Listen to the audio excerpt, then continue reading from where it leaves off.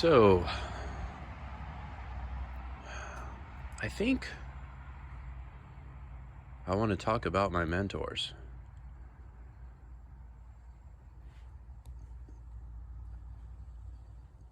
Mostly for my own self.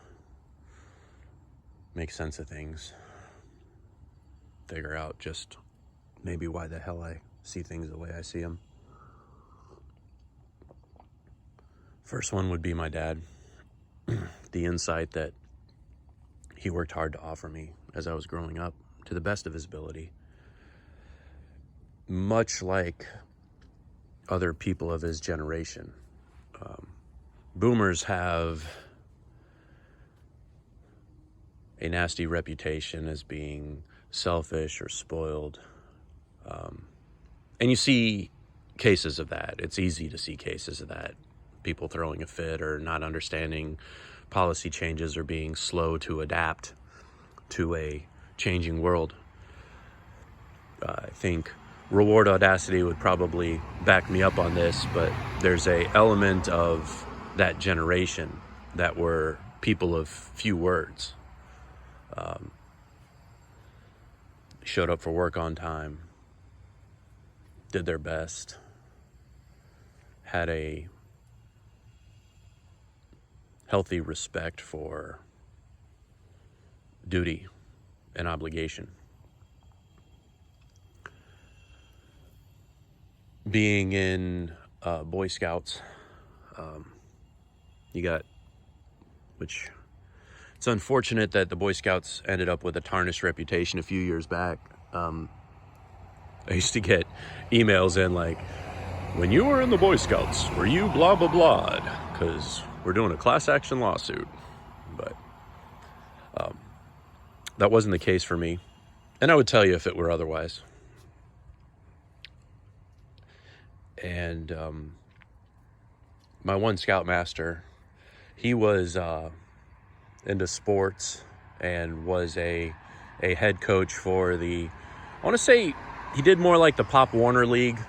And my dad wasn't big time into sports. He was busy working. Like he played baseball in high school, and then later on was heavily involved in like the stuff that young adults do, like either baseball or whatever. But when he started working, he didn't do much for sports. I mean, my dad had the record for the longest time at his facility before there were laws in place for it. He worked 37 consecutive days. And that was a record that wasn't broken for a very long time. And then nowadays, the record can't be broken. But this other guy, let's just say that his name's Leroy. He took the time, showed me different techniques because I didn't start playing football until high school. I missed out on the Pop Warner League. I missed out on middle school. So there were teammates around me that they've already been playing for, had 8 years, some odd experience. And that experience would easily overcome in most every aspect whatever natural athleticism I had, being tall, being a possession style receiver. Luckily I had aggression, but little things like when you're moving laterally, not crossing your legs, or reaction time, thumbs in above the numbers, thumbs out below the numbers, that kind of thing, for catching. There were others, outdoor sports people that, man, just had a myriad of experience. And this one guy I'd never forget, and it's something that's remained with me.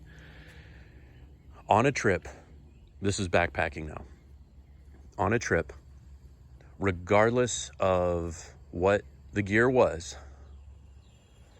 with the exception of first aid, it was his policy to use every item of equipment that he packed. So if he packed a raincoat, he would wear a raincoat somewhere over the course of the trip. If he packed extra clothing, he would wear the clothing somewhere in the trip. And that was to train himself over what was effective and not effective, and the whole ounce is a pound at the end of the day. That sort of thing stuck with me. Going to the University of South Florida, I was never fortunate enough to take advantage of talking to any professors in after hours and really listening to them. Backtrack a little bit. I remember now my high school guidance counselor. We're going to back it up. High school guidance counselor really did his best to reach out to me, but at the time, my ego was so great, Mr. Football, Mr. Wrestling, Mr. ROTC, you couldn't convince me of anything, guide me of anything. Kind of the end of that being raised in the privilege of living in the house of a man who worked 37 consecutive days. I didn't want for much in my later childhood.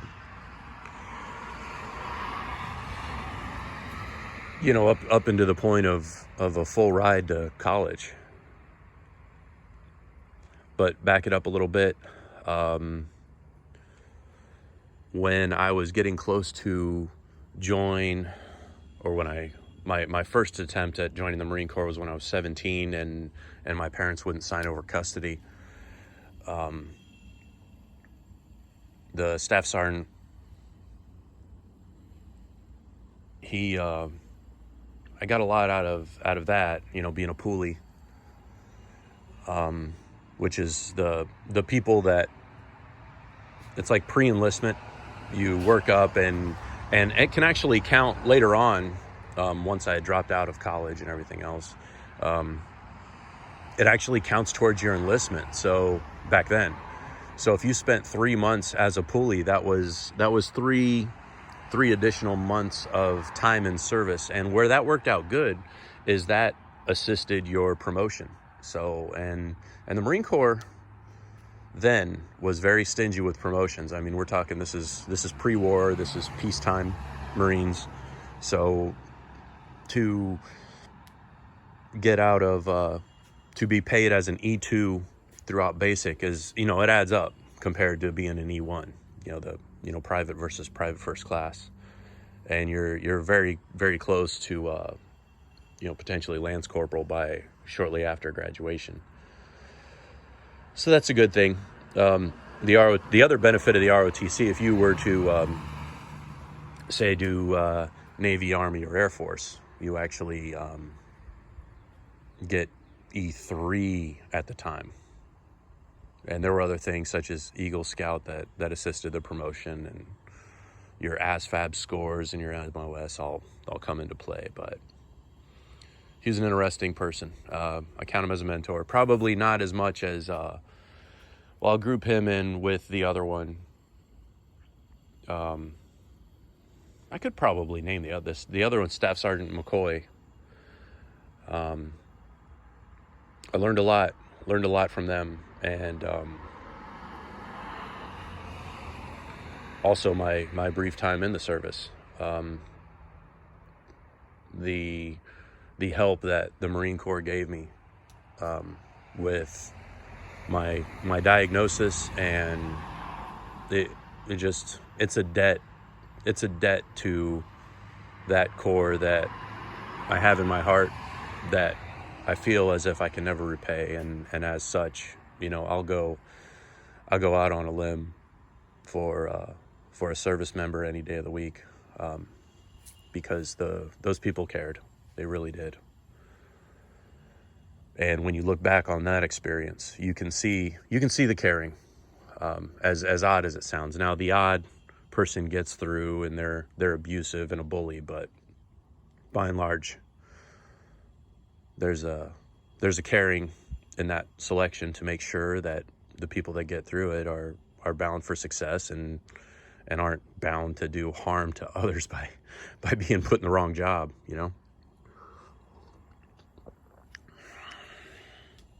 failing out of that, after failing out of University of South Florida, which failing's a stretch. I had really good grades my second semester, and third semester I pulled out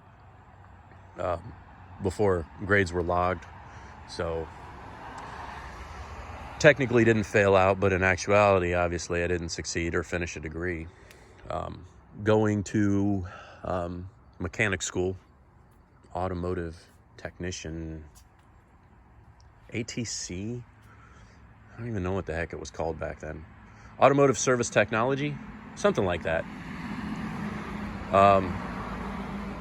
I was very fortunate.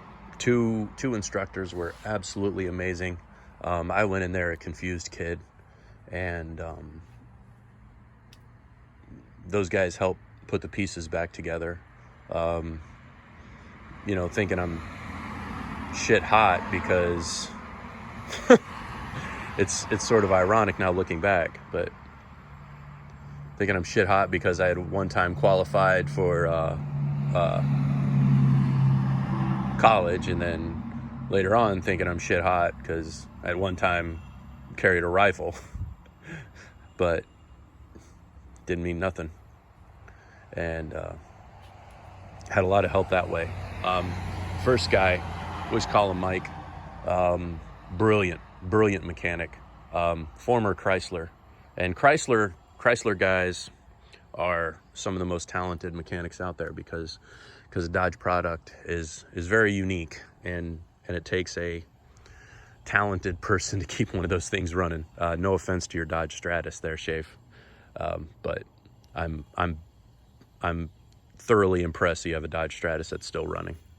No offense. and then he didn't last, and the reason he didn't last was because he wasn't about just punching the numbers so the school could get paid. So when they brought mentally handicapped people into his class, he was very much dedicated to the ideal that he was training people to go into the mechanics workforce.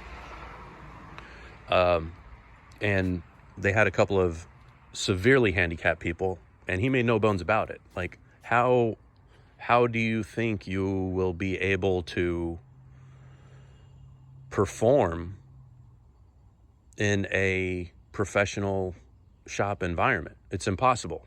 This job has certain very physical requirements. This is a waste of your time. This is a waste of my time. And that ended up costing him his job. The next one that came up, he was also brilliant, GM technician. And he was actually what set my career in motion, like really solidified it. He didn't last very long either. had a similar notion to what Mike did, and that their job was to produce people that would be successful in the industry, and as a result only lasted a couple of semesters, because he, similar to Mike, just no bones about it. Like, you're stuffing my class with these other people just so you can get paid. This isn't right. Thought we were trying to do something here. So he ended up leaving there, and it was after I had already left. I think he still stayed on. I got completed there, and I was working at I think I was working two jobs. So I was working at a Firestone tire shop, and still working at Dairy Queen, which, it's interesting, going back to a video or two ago, getting fired for giving your 2 weeks notice. And we're going to end the video on this because we're going a little long here, but this is going to be a multi-parter. I can see it now.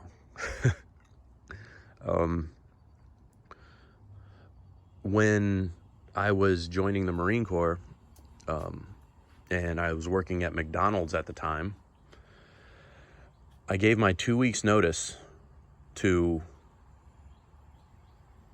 saying, hey, listen, I'm shipping out in 3 weeks.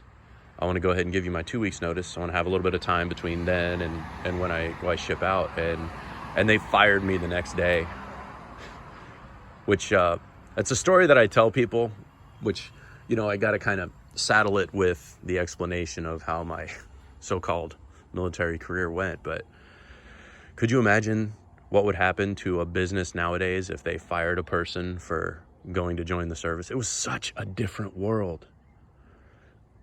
People didn't wear like the whole veteran hat that you see nowadays. It's baffling. I can't even explain it. I cannot explain it to a young person now, because by and large, at least up until most recently, the armed services are so revered. And, finally,